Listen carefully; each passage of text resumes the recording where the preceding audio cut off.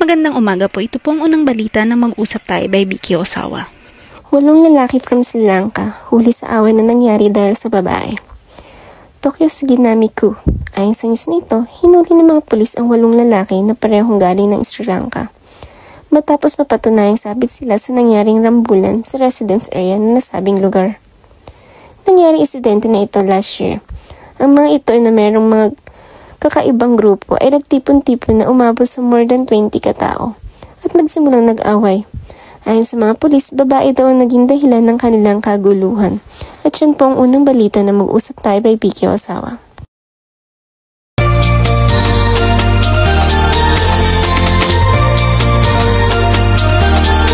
Mga problema at suliranin sa buhay ay hindi nawawala. Tanging kailangan ibay ng puso upang ikaw ay di maging kawawa. Mag-usap tayo at gagaan mga problema nyo. Mga pagsubok sa ating buhay malulatas kapag nag-usap tayo. Convenience store pinasok ng hold-upper, cash money tinangay.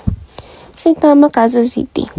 Ayon sa news nito, isang convenience na nasabing lugar ang pinasok ng hold-upper na merong patalim. Tinakot ang staff at tinangay ang cash money.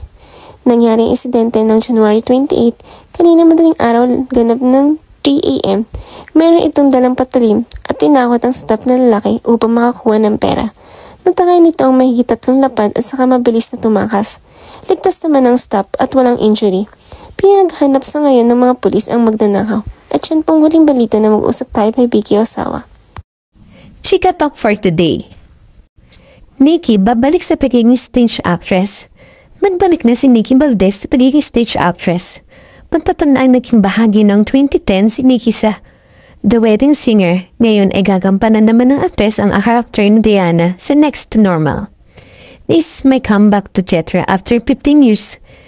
The Wedding Singer. Next to Normal is totally different from that. When I was asked to audition, I really went for it because it would be nice to do something like this. Kasi hindi lang siya musical, it's something that has a message to anyone out there. To any family going through the same thing. Magandang advocacy and awareness ng mental health, of course.